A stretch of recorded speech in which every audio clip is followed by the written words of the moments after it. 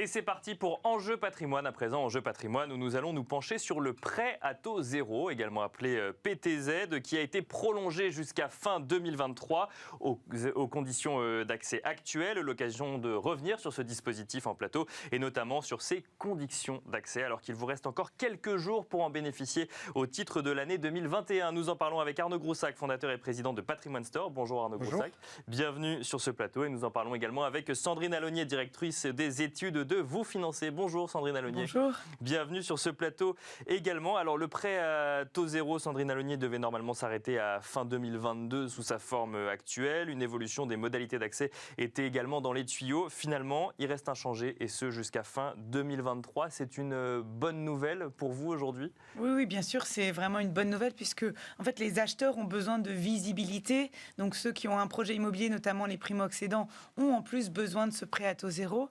Alors on pourrait penser qu'en période de taux record, de taux très bas à moins de 1%... Oui, ils sont déjà presque à zéro. Voilà, ça a moins de sens, mais en fait, pas du tout, parce que ça peut vraiment être un vrai coup de pouce pour certains emprunteurs, on va le détailler après, surtout en cette période de prix élevés. Dans les villes moyennes, on a vraiment une inflation avec des prix qui ont augmenté parfois de 25% sur 5 ans. Donc on a besoin d'aider les primo-accédants, et la vraie force de ce prêt à taux zéro, c'est le différé d'amortissement. Ça veut dire qu'on le rembourse au bout de plusieurs années. C'est ça vraiment qui peut resolvabiliser les jeunes. Alors effectivement, là, il y a plusieurs éléments dans ce que vous nous avez dit. Il y a le différé d'amortissement, il y a effectivement l'inflation des prix sur certaines villes. Juste avant, on va peut-être redéfinir un petit peu ce que c'est que le prêt à taux zéro. Déjà, il y a un montant maximal, il y a des conditions d'accès particulières. C'est pour qui, c'est quoi et c'est pour qui le prêt à taux zéro ? Alors donc c'est un prêt dont on peut bénéficier, qui est soutenu par l'État. Les intérêts sont pris en charge par l'État. Donc c'est un prêt à 0% qui est délivré par la plupart des banques. On peut y avoir accès si on est primo-accédant.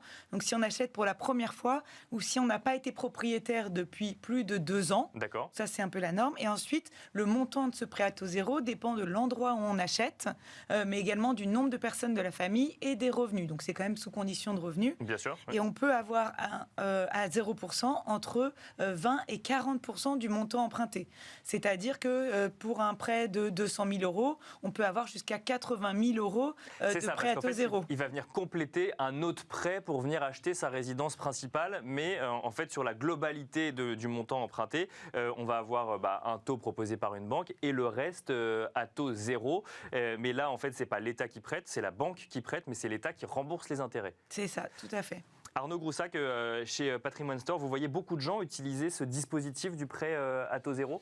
Alors oui, on en a beaucoup parce que nous principalement on fait de la zone tendue, donc c'est vraiment la zone de prédilection pour le PTZ, la zone A et B1 au niveau des zones sur le... Alors zone A par exemple, c'est quand on achète du neuf, c'est-à-dire quand Exactement. on fait de l'ancien, on ne peut pas bénéficier d'un le prêt à taux zéro sur les zones tendues A et B1, c'est uniquement pour le neuf. Si vous êtes en zone B2 et C, là vous avez droit dans du réhabilité, à condition que vous ayez 25% de travaux et que vous fassiez augmenter la performance énergétique de votre logement. Maintenant, il faut effectivement, les passoires énergétiques, ça vaut pour tout. Exactement. Mais principalement, nous, ce qu'ils utilisent, c'est sur de la zone tendue, Paris, première couronne parisienne, deuxième couronne parisienne. Et en fait, ce qui est important aussi de resituer, c'est que les gens qui en bénéficient ne sont pas forcément les gens qui ont les meilleurs taux bancaires. Quand ils arrivent à la banque, aujourd'hui, si vous êtes un primo-accédant, que vous êtes dans les plafonds de revenus, j'ai un cas en tête qu'on a fait récemment, il était en 34 000 euros de revenus, donc il rentrait pour la zone A, c'est pas quelqu'un qui va avoir du 0,9 sur 25 ans. D'accord. C'est pas quelqu'un qui a un prêt proche de 0% de base. Très clairement non, c'est quelqu'un qui va avoir aux alentours de 1,30, 1,50 aujourd'hui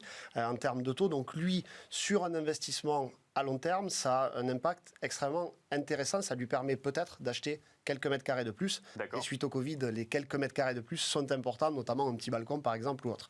Donc ça déjà c'est important pour les primo-accédants.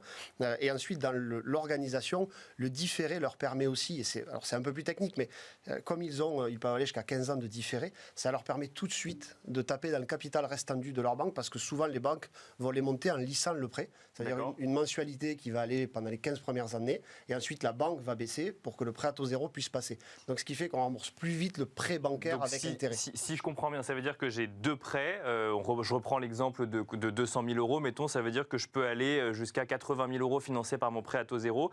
Je vais d'abord financer, si je suis bon en calcul mental, mes 120 000 euros prêtés à, mettons, 1%. Donc ça, je vais rembourser ça en premier. Et quand j'ai fini de rembourser mon prêt bancaire classique, je vais seulement commencer à rembourser mon prêt à taux zéro. C'est ce que vous voyez dans les dans les constructions entre 5 et 15 ans, en fonction là aussi des revenus. D'accord. Donc, pour les hauts revenus, c'est plutôt au bout de 5 ans, mais ça peut aller jusqu'à 15 ans. C'est-à-dire qu'on a même des primo-accédants si je prends qui après sur 25 revendent ans, il y le aura bien. un moment de Mais il y a même des primo-accédants qui remboursent, qui revendent leurs biens pour acheter plus grand, avant même d'avoir remboursé le prêt à taux zéro. D'accord. Et du coup, ça a vraiment un impact et sur le coût total du crédit, puisqu'on a quand même cette ligne qui en effet va être à 0%, donc sans intérêt. On a un amortissement du capital plus rapide et on a également finalement un taux d'endettement qui va être plus faible, puisque avec le lissage de la mensualité, on va pouvoir avoir aussi une mensualité plus faible.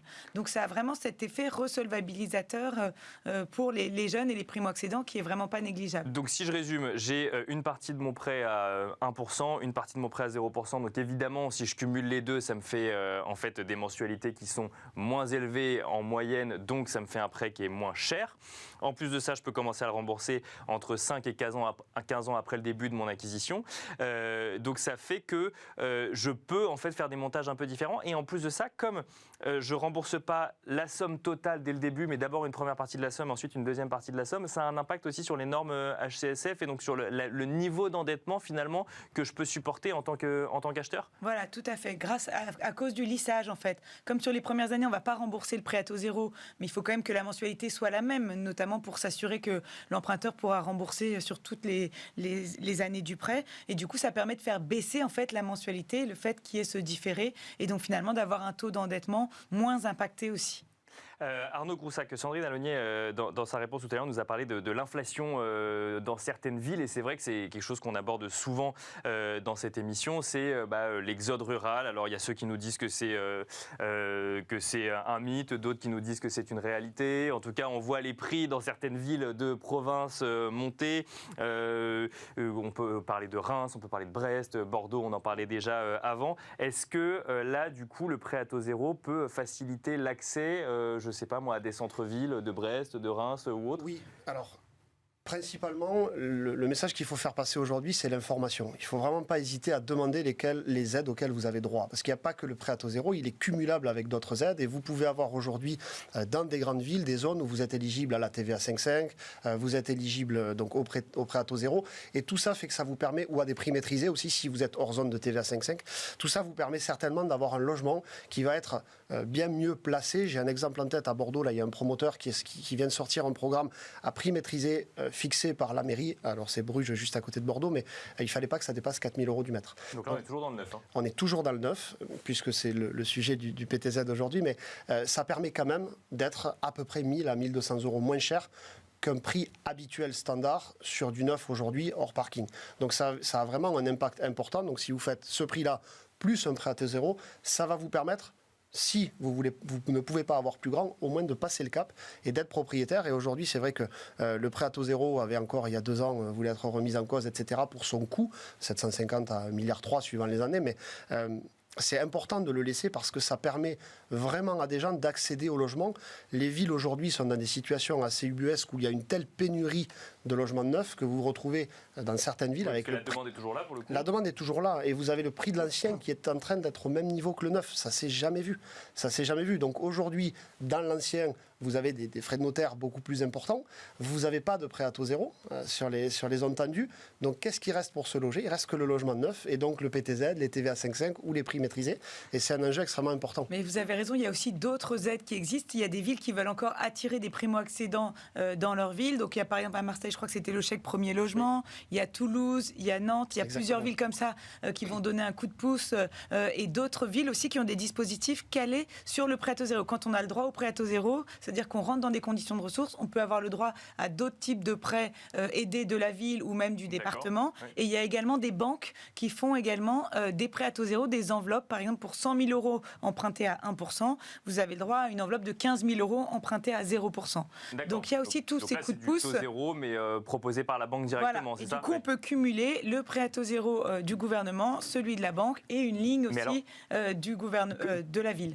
Quand je vous écoute, là, effectivement, on était parti sur le prêt prêt à taux zéro, mais finalement, on peut aujourd'hui accéder en primo-accession à un bien sans avoir d'aide en France. C'est encore possible ou le marché est tellement tendu et les prix sont tellement hauts que ça devient compliqué? On peut, mais c'est toute la problématique aussi dans l'analyse du prêt à taux zéro. Il a été dit que 9 acheteurs sur 10 auraient quand même acheté. Mais aujourd'hui, c'est faux. Ça, c'était en 2017-2018. L'acheteur aujourd'hui qui va... c'est un peu le grand classique qui est mis en face du prêt à taux zéro pour l'arrêter, va acheter sa maison individuelle. Mais aujourd'hui, dans les zones tendues, est-ce que vous savez combien coûte un terrain? Juste le terrain pour mettre une maison de 80 mètres carrés dessus. L'acheteur qui va acheter ça sera de toute façon au-dessus des plafonds de ressources obligatoires du prêt à taux zéro, donc il n'y aura pas accès. Donc aujourd'hui, oui, vous pouvez acheter sans aide, mais ces aides-là sont extrêmement importantes pour tous les revenus modestes et qui sont des gens qui se lèvent tous les matins et qui vont bosser et qui justement font des choix aussi et qui arbitrent leur budget, de se dire, et ça c'est important, de se dire, je fais le choix avec mon immobilier de me mettre à 35% d'endettement et après je prends le tram, je prends mon vélo et j'ai pas de voiture.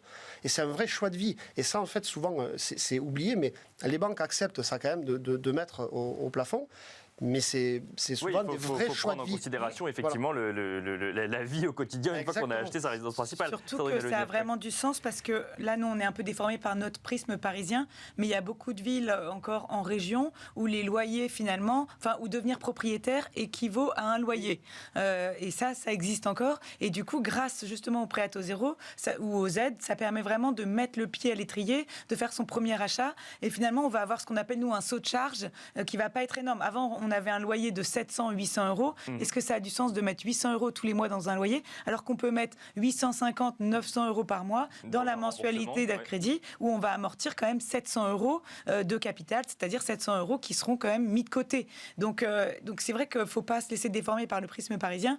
En devenant propriétaire, on peut avoir une mensualité proche de celle d'un loyer, et notamment grâce au prêt à taux zéro. Bien sûr. Alors après, effectivement, on voit des villes de province augmenter. C'est pas pour autant que les prix à Paris baissent, donc on se demande où est-ce qu'il faut acheter quand on veut acheter en fonction de ses moyens. Je regardais quand même le prêt à taux zéro.